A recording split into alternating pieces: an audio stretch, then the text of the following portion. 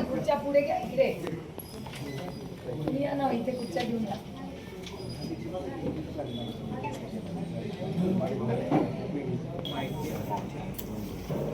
मागचे खुर्च्या घेऊन पुढे जा याची इन्फॉर्मल मीटिंग आहे ती काय सभा बिभा नाही आपल्याला चर्चा करायची आहे पाण्याची पुढे या खुर्च्या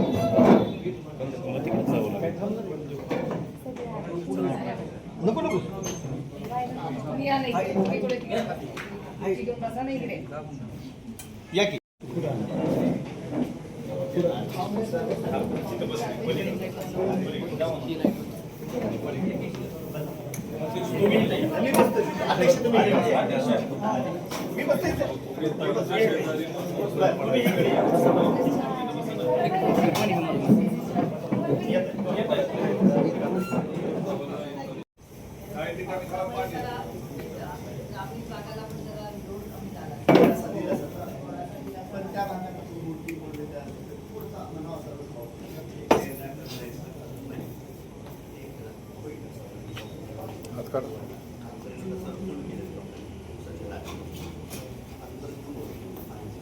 पातळी वाढली बोल झाली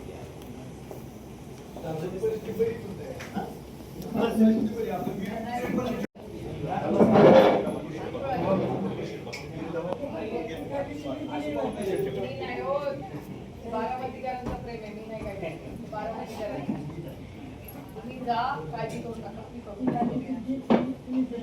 मी नाही केलेली बारामतीकरांनी मी काळजी करू नंबर द्या आणि एवढ्या छोट्या कामासाठी कशाला आला यांना पाठवलं असतं झालं असतं नाही येत असतील तर येऊ दे दर दुपारी ऑफिसला बसून चांगलं या येत जा म्हणजे ऍक्टिव्ह राहिलेलं चांगलं तुम्ही हे करून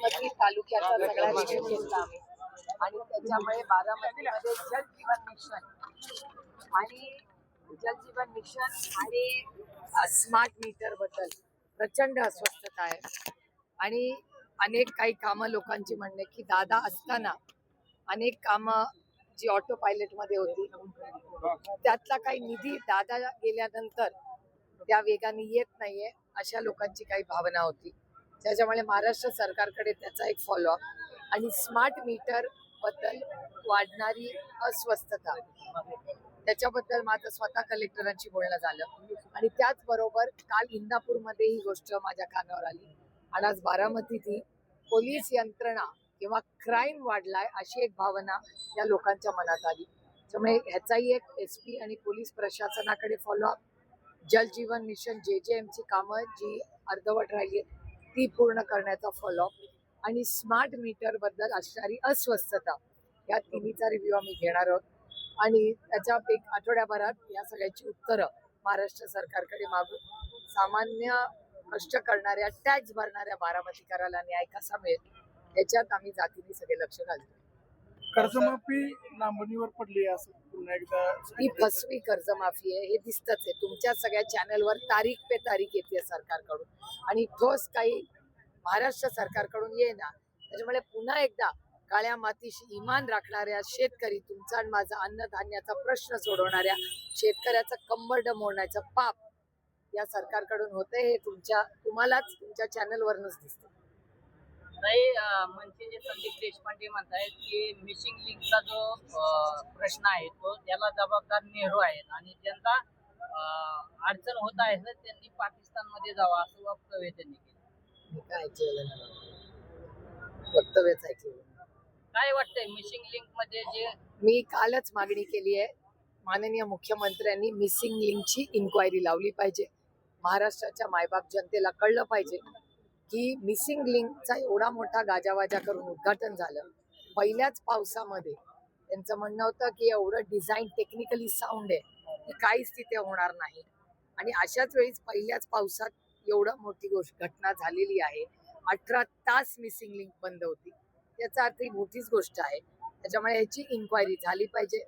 इथले जे कोणी कॉन्ट्रॅक्टर असतील त्यांना उत्तर द्यावं लागेल. काही महाविकास आघाडीचं सरकार असताना पावसानं होणारं नुकसान हे महाविकास आघाडीच्या सरकारच्या निष्काळजीपणामुळे झालं असा आरोप असला. आता ज्यावेळेस भाजपच्या सरकारवर टीका किंवा महाविकास सरकारवर टीका करतात त्यावेळेस म्हणतात की ही दैवी घटना किंवा निसर्गाची घटना, याच्यावरती विरोधी पक्षाने राजकारण करू नये. तुमच्या प्रश्नातच माझं उत्तर आहे ना. आणि महत्वाची गोष्ट, आता 12 वर्ष गल्लीपासून दिल्लीपर्यंत त्यांचं सरकार आहे. त्याच्यामुळे 70 वर्षाचे हिशोब विचारणाऱ्यांना आता 12 वर्षाचा हिशोब द्यावा लागेल. कारण का सगळीकडेच काही कसं का होईना घर फोडा, पक्ष फोडा असे उद्योग करून 12 वर्ष त्यांची सत्ता आहे ना, 1 दशक झालाय. त्याच्यामुळे आता काँग्रेसला आणि राष्ट्रवादीला नावं ठेवून प्रश्न सुटणार नाही. त्यांना जबाबदारी घ्यायला लागेल आणि मायबाप जनता हे उत्तर मागणारच आहे आणि मागतेच आहे. शरद पवारांची राष्ट्रवादी लवकरच सत्तेत सहभागी होईल अशी माहिती आहे. ही 12 वर्ष गोष्ट मी ऐकते. आजपासून पालख्यांचं प्रस्थान होतंय, कसं पाहता काल येईल? पाऊस पण मोठ्या प्रमाणात आलाय. अजून यंत्रणेची दोन्ही पालख्या येत आहेत, त्याचं अर्थातच आपण स्वागतच करतो. आपला निष्ठा असलेली, प्रेम असणारा, आपल्याला आधार देणारा आपला प्रिय पांडुरंग, या दोन्ही पालख्या अतिशय सुरक्षितपणे जाव्या. नेहमीच नियोजन अतिशय उत्तम असतं. आणि आपला सगळा वारकरी संप्रदाय हा अतिशय शिस्तीने दरवर्षी गेले अनेक दशक ही वारी चाललेली आहे. त्याला आमच्या सगळ्यांच्या मनापासून शुभेच्छा. पण हे बोलताना मला जड अंतःकरणाने एकच गोष्ट म्हणावी लागते की आमच्या श्रद्धाचा जसा आमचा पांडुरंग आहे तसंच उज्जैन पासून अयोध्येपर्यंत ही आमची श्रद्धास्थान आहे. आणि ज्या प्रभू श्रीराम, आपल्याला सगळ्यांनाच माहिती आहे, ज्यांनी आपल्याला मर्यादा शिकवली. सुषमा जी नेहमी म्हणायच्या पार्लमेंटमध्ये, संसदेत, की मर्यादा पुरुषोत्तम राम, त्या मर्यादा पुरुषोत्तम रामाच्या मंदिरात जो भ्रष्टाचार झालेला आहे, हा गलिच्छ कारभार झालाय, त्याचा आम्ही जाहीर निषेध करतो. अहो, यांनी तर रामाला पण, आमच्या प्रभू रामाला सोडलं नाही. तुम्ही विचार करा काय पद्धतीने, किती गलिच्छ ही घटना आहे. काही गोविंदगिरी महाराज म्हणतात की जे तुम्ही सगळं भेटवस्तू दिलेल्या त्या सगळ्या सेफ आहेत आणि त्यांनी राम भक्ताच्या नावाने एक निवेदन काढलं, परंतु त्या महत्वाच्या लोकांवरती कुठले गुन्हे दाखल झालेले नाहीत आणि जे गुन्हे दाखल झाले ते पैसे मोजणाऱ्यांवरती दाखल झाले. हे बघा, व्हिडिओ तर तुमच्या चॅनलनी दाखवले, ते चॅनल माध्यमातूनच चॅनल मध्ये आले. ते पैसे चांदी काढताना मंदिरात, आणि ते पण प्रभू श्री रामाच्या, ज्याच्यासाठी भारतीय जनता पक्षाने एवढा संघर्ष केला. अटलजींनी संघर्ष केला, अडवाणीजींनी केला, सुषमाजींनी केला, अरुण जेटली साहेबांनी केला, आपल्या पुण्याच्या प्रकाश जावडेकर साहेबांनी केलं. पूर्ण भारतीय जनता पार्टीने कष्टातून, संघर्षातून एवढं मंदिर बांधलं.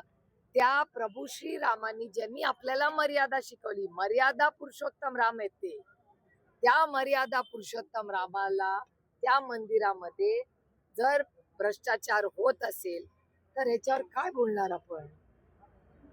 म्हणजे ज्यांनी आपल्याला संस्कार केले आपल्यावर, ते काँग्रेस, राष्ट्रवादी भ्रष्टाचारी आहे, भारतीय जनता पक्ष बोलत होती. मला आज भारतीय जनता पक्षाला विचारायचंय, तुम्ही प्रभू श्री रामाला पण सोडलं नाही?